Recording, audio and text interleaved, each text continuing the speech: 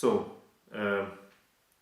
my game against David Baramidze from Bundesliga 2010 has reached the same opening position as the old game Tals Pasky that I just showed to you. So, just like Michal Tal, I played bishop g5, but Baramidze deviated from that game because after h6, which by the way I'm not completely sure whether this is already the best move, because black has also the plan of playing knight c5, then bishop e7, then knight d7, and not weakening the king side yet. Maybe it's even the better plan, but okay. Baramidze played h6, bishop e3, and then he played queen c7. I think that it's more precise to play knight c5 immediately. Then the game most probably would come to the same position on the later stage. But some people, they are afraid to play bishop knight c5 because they think that white would take. I do not understand what to be afraid of, because even, okay, maybe first queen d2 and after h5 to take on c5. Okay, white has stayed with this protected passed pawn, but I think that the knights are not on their best position, and okay, the positions may be about equal, but I think in a long run it's more dangerous for white than for black. But nevertheless, I have to say that many people, they are afraid to play knight c5 and they choose the other moves here. So Baramidze chose queen c7, I played queen d2, g5, h5, and here I have to say that now, after showing Tal's game, I start thinking that I should have probably played the Michal Tal's plan anyway, knight g5. Even though queen c7 is much more useful move than rook b8 for black. Even though black can probably set up better defense in general, but still, this idea of knight g5 and f4 is so straight. In my opinion, it should work in this position too. Well, of course, black has better possibilities than what Spassky had, but which possibilities we will not know, because I did not play knight g5. I played this old plan which I analyzed many years ago, and I remember playing many blitz games against computer when computer was not as strong as Houdini is now. So the idea is that I'm trying to combine playing on both sides, so bring the rooks on A and then doing something on the king side. It's an interesting plan and it worked very well in this game, but okay, once again, Tal's plan seems to me the most adequate. So rook a3, knight c5, rook a1, knight d7. Okay, the problem is that now black just wants to play knight b6 and force white to do something with his a pawn. So if I will take, that means that finally I will have to change both rooks. Not the most pleasant thing, I must say. So here suddenly I realized that my activity was going away, so that's why now I think that this plan is not wrong. So I was thinking for half an hour, maybe for 40 minutes, much longer than we have this session now, and I came up with the idea that even though I have part of my pieces on the queen side, it does not mean that my attacking ideas on the king side are over. So this is all about this position in Breyer, that you can suddenly start playing on the other side as well. But for that you need to sacrifice something, in this case. So I played bishop h6, and here my opponent played into my hands, he played bishop e7. He was probably afraid to take, thinking that white creates very many threats on the king side, but in fact, if he took and played queen d8, he would be just in time to set up the defense, and then okay, I would have to try to create some pressure on both sides with AB. So now we at least see that this was worth to bring rooks on A file, and by playing knight G5, queen F6, and then rook A5, I could still at least try to attack black. Okay, analyze this position a little bit further. If black plays precisely, he keeps equality, but white has can create some practical problems. So, but still, in my opinion, this is how my opponent should have played, because when he plays bishop e7, he finally okay, so this was the position, yes. When he plays bishop e7, finally his king becomes a bit more exposed than it was. So now I could find the blow in Mikhail Tal's style. But comparing to that game, when Mikhail Tal sacrificed on h5, no, I'm not yet sacrificing here, don't worry. But when he sacrificed on h5, he immediately got a winning game after this. Here, it's not that case. The position is very complicated, and probably still the objective evaluation is that it's about equal. It's just that it's easier for white to find moves than for black. So I go queen e2, striving for this h5 square. Now he goes knight b6, and I finally took with the knight on h5. Well, this is a very interesting moment, because I had basically two options. One was what I took,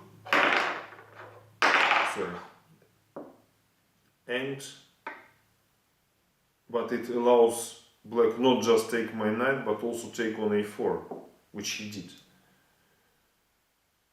But the other option was to exchange first on b5, and only then take on h5. Okay, let's see this option. So black probably should exchange one pair of rooks, take the knight on h5, and now the most amazing move in this type of position. So I sacrificed one piece, now I'm sacrificing the other, with the only aim to bring my rook to the attack. So if knight goes to f5, the attack is dangerous, so black should probably accept this sacrifice. Now I take on h5, threatening mate, and I would like to be able to say that white is mating black, but unfortunately I cannot say this because the analysis with the computer shows that after bishop f8, c takes d3, black can use the fact that he still has two knights more. He can temporarily sacrifice one of them on d3, and after bishop takes d3, play b4 in order to attack the rook and take the rook out of the third rank. Well, it's a great pity, but after having analyzed this position, I have not found any way that white can win this. I think maybe it's, I'm not even sure whether it's knight d3 here. It could be that black takes on h6 first, because now rook g3, bishop g7 is actually quite alright for black. So white takes it, and then knight d3. That's probably, well, I don't think the immediate knight d3 was a mistake, but it's just probably more precise like this. So b4, and after For example, after I play e5, threatening mate, black does not take rook, of course. Black does not take bishop. Black plays f5. And after e takes f6, finally black takes the rook. White only has perpetual check. But okay, this is a computer line. I mean, it becomes more or less understandable to a human after it's played. But we have to say that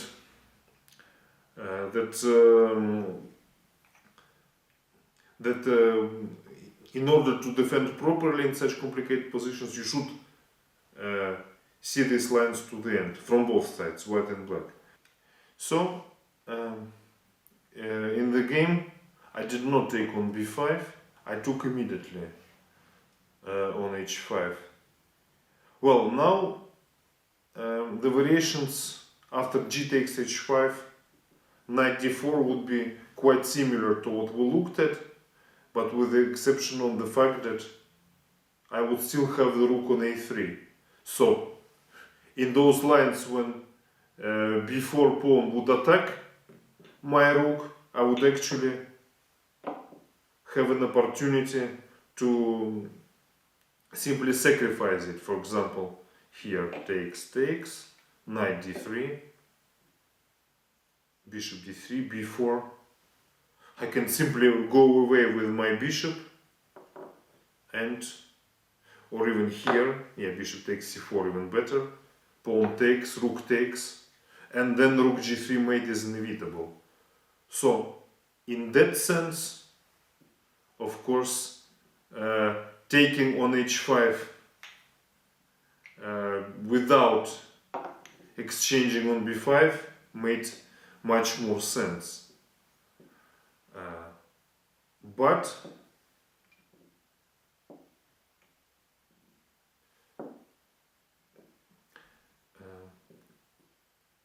so that's yeah.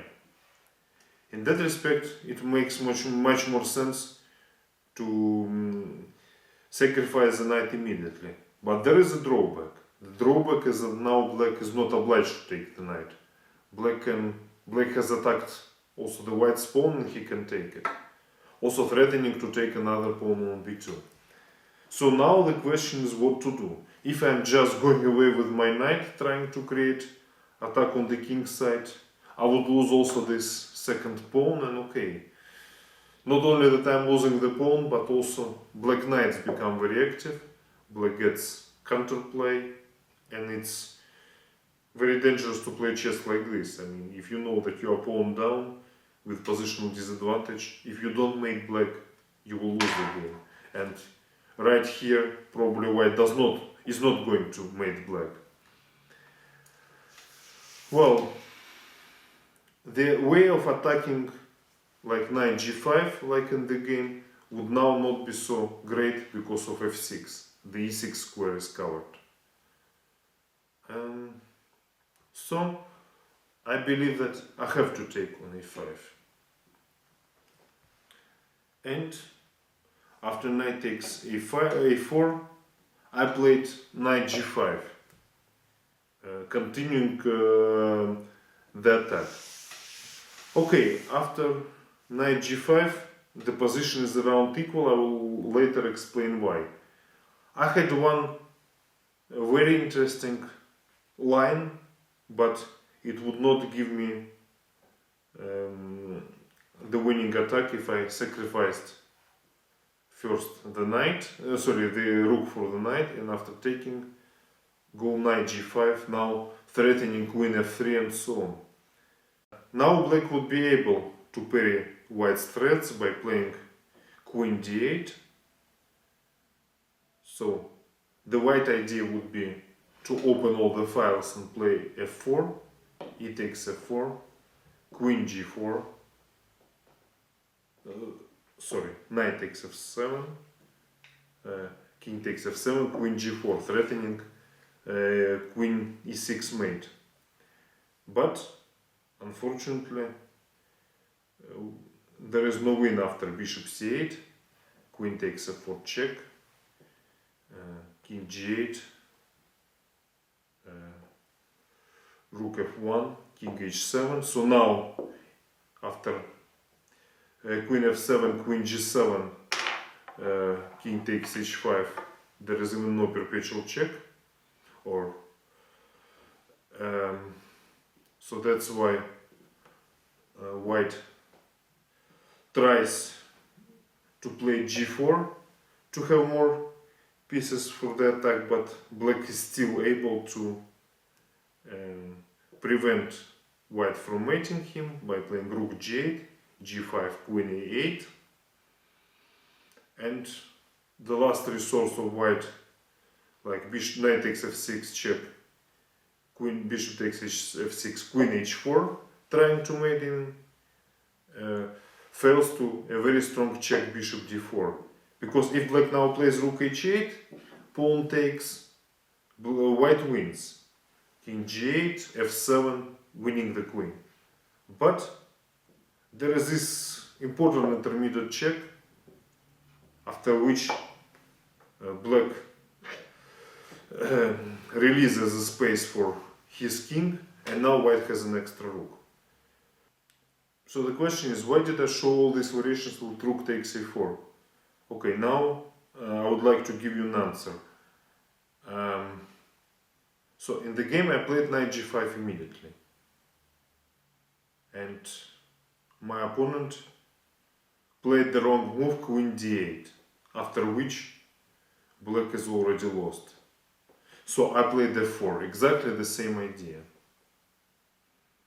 But unfortunately I have to say that after knight g5, black could play knight c5, the opportunity which he would not have if I took on a4. So after knight c5, probably the best from white side would be to play queen f3, but then there is this move f5, and I cannot take on f5 because then black would take the knight and take the other knight, and there is no real attack anymore.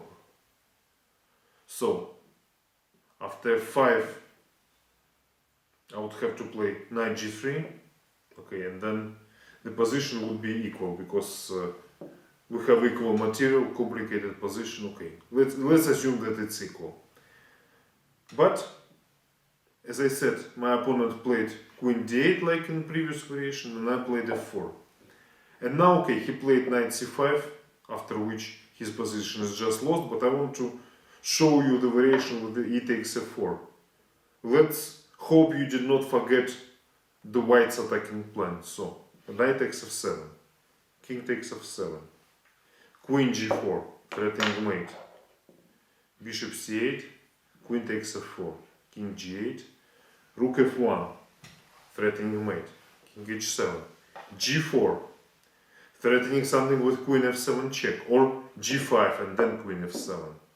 So, rook g8, g5, queen e8,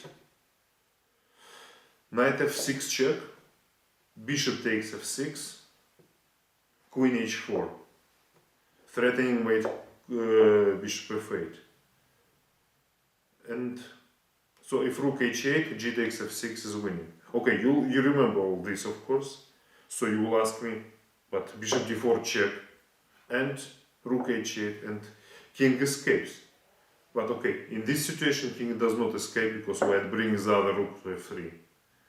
So that was the whole point by not sacrificing on a4. But unfortunately, as I said, this move knight c5 would make the position equal anyway. Okay, this is chess. I mean, you have your attacking ideas, attacking plans, but you cannot win the game if your opponent also plays correctly. Okay, so in this position, as we see, the best move was for black was e takes f4, but after knight takes f7, white would be winning anyway. However, my opponent now played knight c5, but it's definitely that case when it's one move too late. So now I'm just in time to organize the final attack, I play rook f1, so aiming for f7. My opponent goes f6, and I play f5. So it's interesting. Black can take either of my knight, h5 or g5, but I would penetrate to his king anyway. So it's just like in Tal Spassky game. I can sacrifice the knight in order to open the way for queen and rook, and then I have an extra queen and rook to give him the mate. So Baramidze took this knight. Well, if he takes the other knight, then of course queen takes h5, fg, queen g6, king h8, queen g7 mate. And